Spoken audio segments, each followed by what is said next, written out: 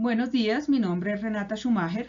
Voy a empezar la presentación de este grupo, que es la presentación del eje 4 de Neuroanatomía Funcional de Psicología Virtual, del cual hacen parte Carlos Andrés Portela Bustacara y Jenny Marcela Delgado Bermúdez. Y hablaremos de los neurotransmisores y haré una breve introducción sobre la sinapsis química neuronal, que es específica de los neurotransmisores. La sinapsis química es la que asegura la transmisión de información a través de péptidos, que son moléculas más grandes, y neurotransmisores. Tenemos aquí en este dibujo el axón terminal, que es el de la izquierda, en donde se producen o donde se almacenan en las vesículas sinápticas o transmisores los neurotransmisores, los cuales son producidos utilizando el ATP que se produce a nivel de las mitocondrias. Tenemos el espacio sináptico, que es a donde entra el neurotransmisor una vez liberado, y en el botón dendrítico, que es del otro lado, el receptor de neurotransmisores, que para cada uno de los neurotransmisores es específico. Cuando llega un impulso nervioso a nivel del botón dendrítico, se abren los canales de calcio, entrando calcio al interior de la neurona, y eso hace que las vesículas se acerquen a la membrana presináptica y por exocitosis se liberen los neurotransmisores. Se ha visto que cuando se denomina sinapsis dirigida, cuando la liberación del neurotransmisor se hace cercano al lugar de la recepción, y sinapsis no dirigida o de collar cuando la liberación se da a cierta distancia del lugar de recepción. Tenemos que los receptores postsinápticos pueden ser de dos tipos, pueden ser ionotrópicos, donde el potencial postsináptico es inmediato, puede ser excitatorio con un proceso de despolarización o inhibitorio con hiperpolarización. O pueden ser receptores metabotrópicos, que son lo que sería ahí como pintado en rosado, proteína G, que es capaz de unirse al canal iónico más cercano y puede desencadenar la síntesis de un segundo mensajero y puede actuar de forma inhibitoria, excitatoria o influir en la respuesta metabólica. Finalmente, terminando lo de la sinapsis, una vez que el neurotransmisor se haya liberado en el espacio sináptico, puede terminar la respuesta, y eso se da ya sea por una bomba de recaptación del neurotransmisor al interior nuevamente del botón neuronal o a la degradación a través de enzimas. Para este trabajo yo escogí los neurotransmisores, la hipocretina o orexina, que conforman el sistema hipocretinérgico. Aquí, en un corte sagital un poco del cerebro, vemos que está muy ligado al hipotálamo, que es la estructura que vemos en morado. Tenemos entonces un gen específico que va a ser un precursor o que lleva a la conformación de un precursor de la hipocretina, que es la preprohipocretina, que tiene 133 aminoácidos. Y este a su vez se va a diferenciar en dos tipos: la hipocretina 1 o orexina A de 33 aminoácidos y la hipocretina 2 de 28 aminoácidos o orexina B. Estos dos, es curioso decir que estos neurotransmisores fueron descubiertos al mismo tiempo en 1998 por dos grupos diferentes, y estos dos términos se pueden utilizar como sinónimos. Nuevamente es destacar que las neuronas productoras de la hipocretina están concentrados en el hipotálamo lateral, en el posterior y periformical. Son importantes, digamos que, o se asocian mucho a funciones del hipotálamo, donde también tienen que ver la hipocretina, en la hemostasis energética del cuerpo, en el centro de coordinación de la alimentación y de forma importante en la regulación del sueño o en el sueño y vigilia. Para el sueño y la vigilia tenemos dos mecanismos de ciclos o de control. El uno es el ciclo circadiano, que tiene un ciclo de 24 horas. Si vemos el corte sagital aquí del cerebro, en la mitad tenemos el hipotálamo, que está pintado en amarillo, y en la parte hay un botoncito verde que es el núcleo supraquiasmático, y ese es el que te determina el reloj biológico o el ciclo circadiano como tal. Y luego tenemos el proceso homeostático, que es como apetitivo, en el cual de alguna manera, cuando tenemos un mayor espacio o tiempo de vigilia, vamos a tener más sueño, o cuando hemos dormido más, tenemos una menor necesidad de dormir. Entonces, digamos que estos dos mecanismos son los que ayudan o que determinan el espacio de sueño y vigilia. Aquí hay un acercamiento de lo que sería el hipotálamo y sus funciones con sus diferentes núcleos. He marcado los núcleos que tienen directamente algo que ver con la hipocretina. Entonces los rojos, que sería el núcleo preóptico y el área hipotalámica lateral, ya están relacionados con el sueño REM y no REM. El azul, el núcleo supraóptico o preóptico, con el centro del sueño, donde una lesión a nivel de ese núcleo va a llevar a insomnio. Y el área hipotalámica posterior, que es el que ayuda a mantener la vigilia, donde una lesión genera insomnio. Bueno, entonces aquí estamos con el sistema hipocretinérgico, donde destaca que las dos hipocretinas tienen receptores específicos, que son los que están marcados en rojo y en azul, y también mixtos, que son los que responden a los dos. Tienen interacciones con otros sistemas regulatorios y también neurotransmisores a nivel del cerebro con una distribución muy amplia.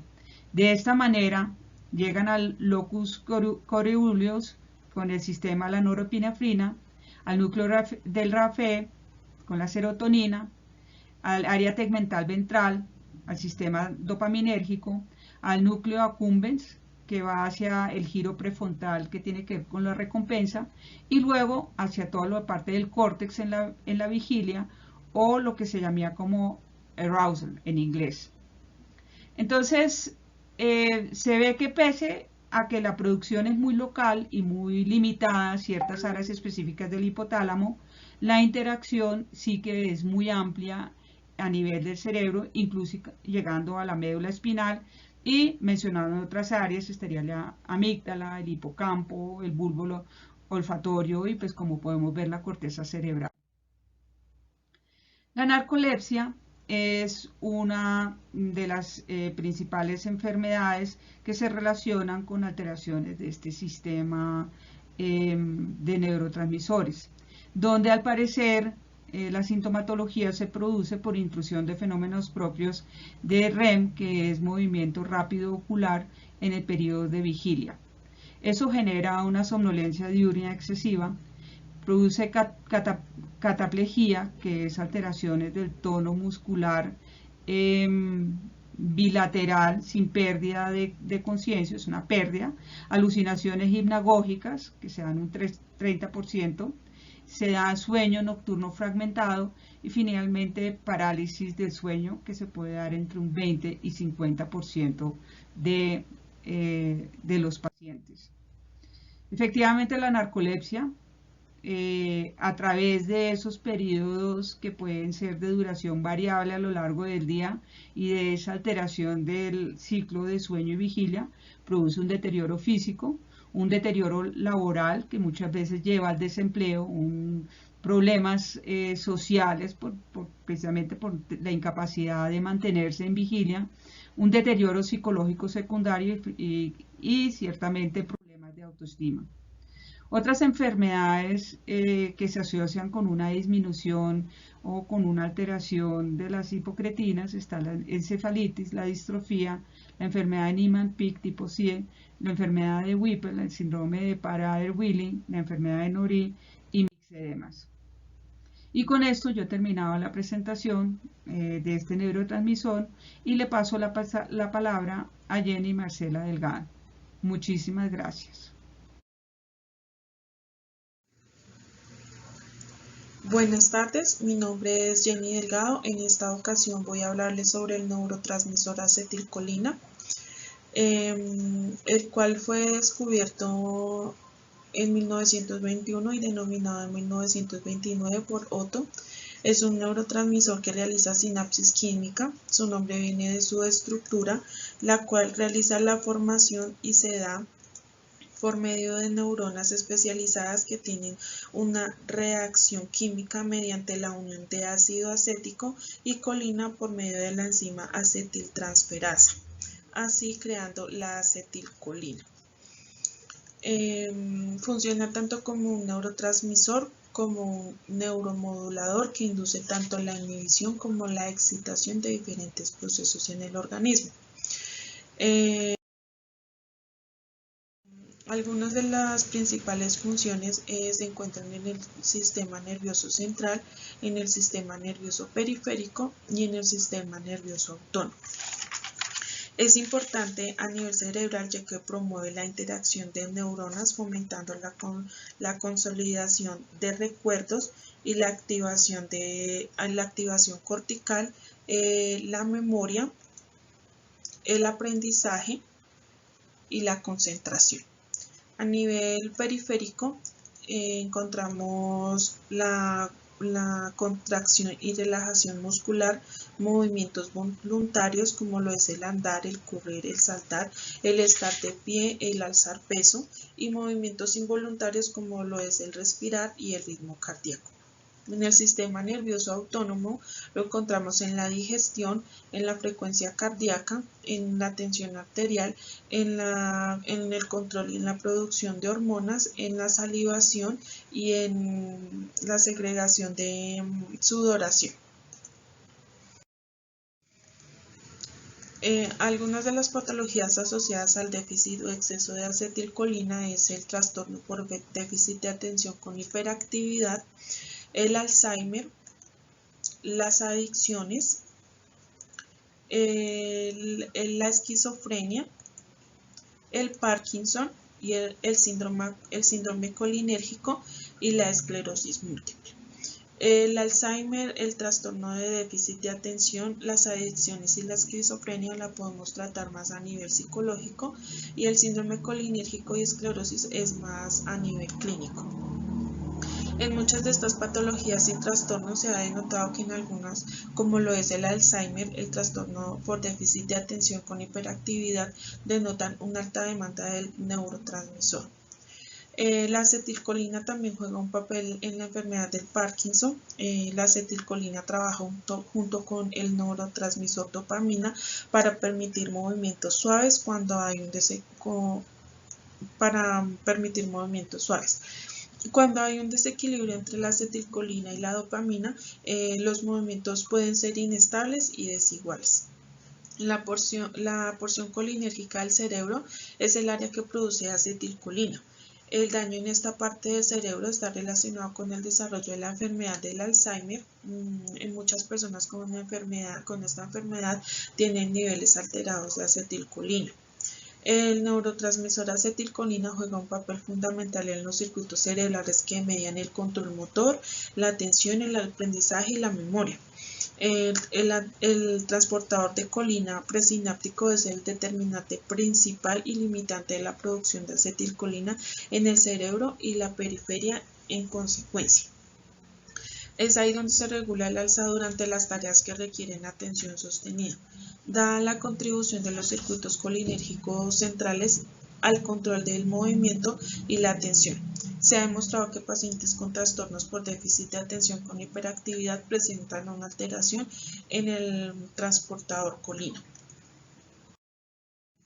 Algunos de los síntomas que encontramos a nivel sistema nervioso autónomo es el aumento de la tensión arterial, el aumento de la salivación y la sudoración, el aumento de la frecuencia cardíaca. En el sistema nervioso periférico encontramos dificultad para realizar ejercicio y disminución del tono muscular.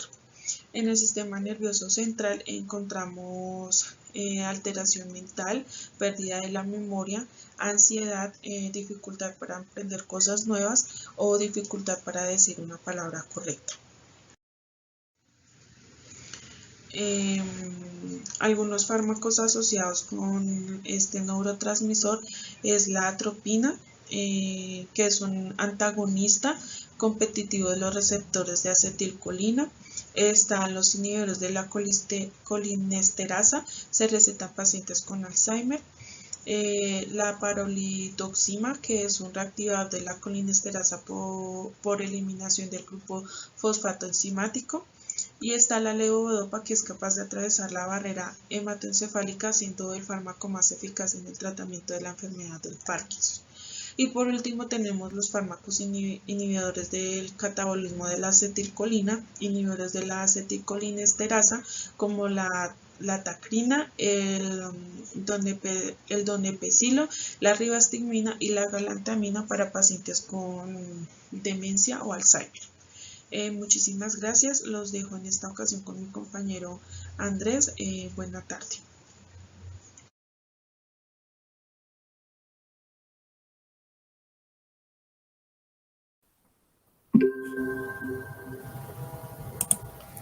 Un saludo para todos, mi nombre es Andrés Portela. Vamos a continuar con nuestra presentación respecto a los neurotransmisores. Entonces, este neurotransmisor son las encefalinas.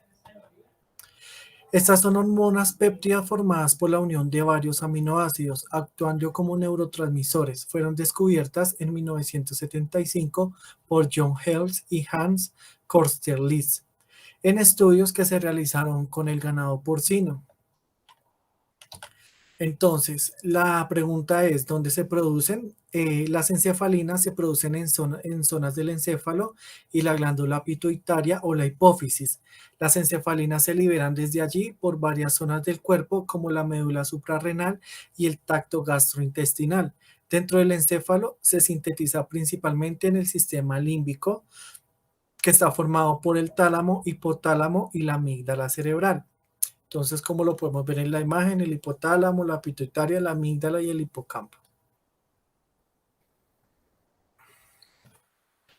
Sus funciones, estas afectan varios procesos corporales, en los cuales se destaca el efecto sobre la percepción del dolor, pues tienen un efecto analgésico, el cual es realizado sobre la modulación de la transmisión nociceptigénergica. Son los nociceptores, receptores encargados del dolor, donde se inicia, donde se transmite la información al sistema nervioso central de la médula espinal. Las encefalinas, en este caso, actúan como inhibidores de la señal nociceptiva en la médula espinal, que forman también parte importante en el desarrollo de las emociones y el estado del ánimo, como la regulación del sueño, la memoria y los instintos sexuales. Algunas patologías que están asociadas al déficit o exceso de las encefalinas, entre ellas, pues la alteración de la encefalina indica los problemas neurológicos, como pueden ser el Alzheimer. Este es uno de los más importantes cuando se sobreexpresa esta sustancia. Las encefalinas están aplicadas directamente al dolor y otras sensaciones nocivas, las cuales pueden ser alteradas por otros trastornos degenerativos neurológicos. En niveles altos se puede presentar Alzheimer o deterioros cognitivos. Hubo un estudio que se realizó con ratones en los que se encontró que cuando las encefalinas están elevadas, se afectan regiones cerebrales que son importantes para la memoria y están afectadas los estadios iniciales en la enfermedad. Otros efectos que se dan con esta, se controla la proliferación celular, controla los temas cardiovasculares, controla la homeostasis, que son los procesos que hace que el organismo de forma autónoma, como el control de la temperatura, el control de los niveles de azúcar en la sangre. También afecta el estrés y el sistema opioide endógeno también se afecta, como con la adicción a la nicotina, al alcohol o otras sustancias que también presenten cosas placenteras para el cuerpo. Estarían también relacionadas con actividades como el sexo. Entonces, a grandes rasgos, esta es nuestra presentación. Muchas gracias.